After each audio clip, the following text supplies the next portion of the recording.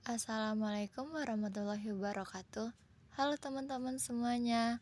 Kembali lagi dengan saya di sini, Naila Putri Ifriani. Di video kali ini kita akan membahas mengenai administrasi peserta didik. Video ini dibuat untuk memenuhi mata kuliah saya dalam mata kuliah Administrasi dan Supervisi Pendidikan Universitas Negeri Padang. Pada kali ini, kita akan bahas bidang gerapan lain dari administrasi atau manajemen pendidikan. Dan kali ini kita bahas soal peserta didik. Peserta didik itu apa? Atau siapa mereka? Kita berpedoman pada Undang-Undang Nomor 20 Tahun 2003. Peserta didik adalah anggota masyarakat yang berusaha mengembangkan diri dan potensi dirinya melalui proses pembelajaran yang tersedia di tanah air ini, dimanapun tempatnya pada jalur jenjang dan jenis pendidikan tertentu. Administrasi merupakan suatu proses yang dilakukan oleh suatu personil atau kelompok dalam suatu organisasi untuk mencapai tujuan organisasi tersebut. Sedangkan peserta didik, murid, dan siswa dalam Kamus Besar Bahasa Indonesia berarti orang atau anak yang sedang berguru. Jadi, administrasi peserta didik adalah suatu proses yang dilakukan oleh suatu personil atau kelompok dalam upaya mengelola dan mengatur peserta didik atau siswa untuk mencapai tujuan pendidikan. Administrasi peserta didik dilaksanakan melalui upaya menciptakan suasana yang kondusif untuk terjadi proses belajar yang efektif. Selanjutnya, ada tujuan administrasi peserta didik. Secara umum, administrasi peserta didik adalah mengatur peserta didik berperilaku dan bertata dalam kehidupan di lingkungan sekolah dan agar teraturnya sistem kerja di dalam proses pembelajaran, serta administrasi peserta didik bertujuan menjadikan pendidikan secara keseluruhan. Tujuan khusus administrasi kesiswaan adalah sebagai peningkatan pengetahuan, kemampuan, dan psikomotor peserta didik, menyalurkan dan mengembangkan kemampuan umum, dan menyalurkan aspirasi, harapan, dan memenuhi kebutuhan peserta didik. Adapun tujuan administrasi menurut Eka Prihatin 2007. Yang pertama, menambah pengetahuan serta kemampuan yang dimiliki peserta didik, yaitu kemampuan psikomotornya. Yang kedua, meningkatkan dan mengembangkan kemampuan umum, bakat, dan minat peserta didik. Dan yang ketiga, menyalurkan aspirasi, harapan, dan memenuhi kebutuhan peserta didik. Dengan tercapainya tujuan tersebut, diharapkan peserta didik dapat membuka jendela dunianya, di mana pentingnya manusia itu dalam memaintain waktu dan cara berkembang di lingkungan sekolah. Selanjutnya, ada proses administrasi peserta didik. Kegiatan yang dilakukan dalam rangka administrasi peserta didik dibagi menjadi 3 tahapan, yaitu yang pertama, ada kegiatan awal tahun pelajaran.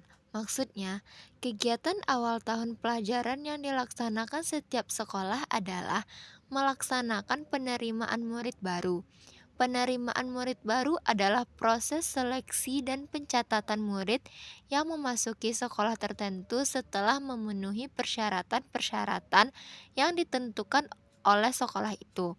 Kegiatan-kegiatan dalam penerimaan murid baru ada beberapa kegiatan yang harus dilakukan, yaitu yang pertama penempatan daya tampung, dan yang kedua penetapan syarat-syarat murid baru, dan yang terakhir pembentukan panitia atau petugas penerimaan murid baru. Dan selanjutnya yang kedua yaitu selama tahun pelajaran.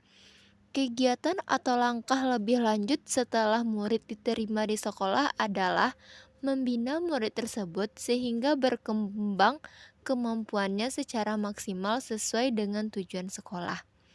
Pembinaan murid baru dilakukan agar murid mengenal lingkungan tempat belajar mereka dan dapat menyesuaikan diri dengan tuntutan sekolah.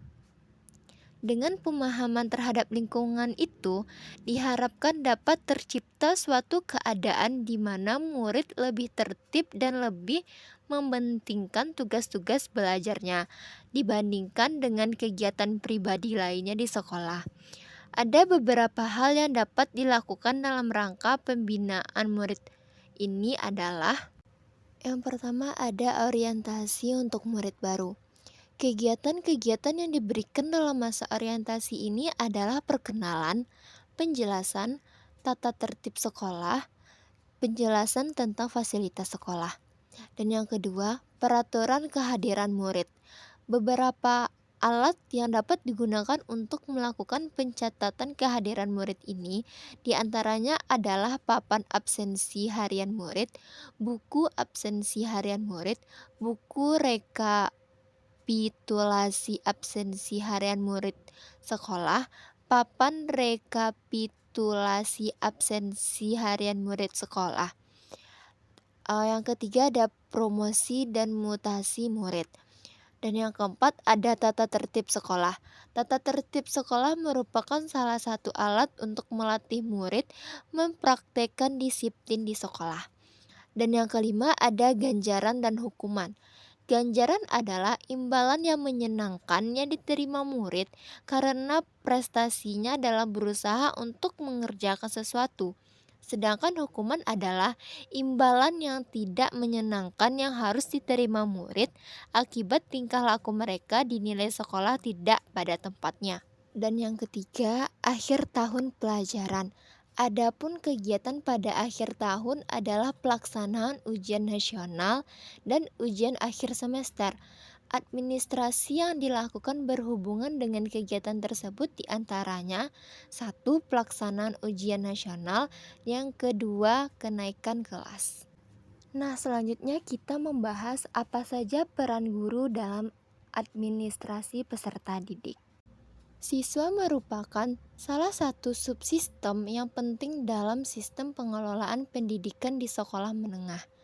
Administrasi peserta didik dilakukan agar transformasi siswa menjadi lulusan yang dikehendaki oleh tujuan pendidik yang ditetapkan, dapat berlangsung secara efektif dan efisien. Administrasi peserta didik merupakan proses pengurusan segala hal yang berkaitan dengan siswa di suatu sekolah. Dalam administrasi peserta didik, guru lebih banyak berperan secara tidak langsung. Di antara peran guru dalam pengelolaan murid adalah yang pertama, yaitu guru dapat dilibatkan dalam penerimaan murid baru dengan menunjuk mereka sebagai panitia penerimaan yang dapat melaksanakan tugas-tugas teknis mulai dari pencatatan penerimaan sampai dengan pelaporan pelaksanaan tugas. Dan yang kedua, peranan yang besar dalam masa orientasi dipegang oleh guru kelas 1. Di samping kepala sekolah, tugas guru adalah membuat murid dapat lebih cepat beradaptasi dengan lingkungan sekolah.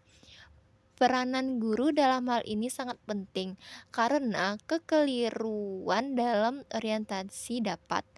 Dan yang ketiga, untuk pengaturan kehadiran murid di kelas, guru pun mempunyai andil yang besar. Dan yang keempat, guru harus mampu menciptakan suasana yang mendorong timbulnya motivasi murid untuk senantiasa berprestasi tinggi. Dan yang terakhir, guru juga berperan besar dalam menciptakan disiplin sekolah atau kelas yang baik. Karena di sekolah merupakan masa pembentukan disiplin yang sangat menentukan untuk masa selanjutnya. Untuk membuat murid disiplin, guru diharapkan mampu menjadi contoh dan memberi contoh atau teladan bagi murid-muridnya. Adapun menurut Sutisna 1991, peran guru dalam administrasi peserta didik adalah: 1. Mendata dan menyeleksi siswa baru. 2. Melaksanakan dan menyelenggarakan pembelajaran. Ketiga, mengatur dan mengontrol kehadiran siswa. Yang keempat, melakukan dan menerapkan uji kompetensi akademik atau kejuruan. Dan yang kelima, membantu dan melaksanakan bimbingan karir serta penelusuran lulusan peserta didik menurut Suryo Suproto 2004. Oke teman-teman, cukup sampai di sini dulu pembahasan kita pada kesempatan kali ini. Terima kasih atas perhatiannya dan mohon maaf jika ada yang salah. Sampai jumpa di lain waktu. Assalamualaikum warahmatullahi wabarakatuh.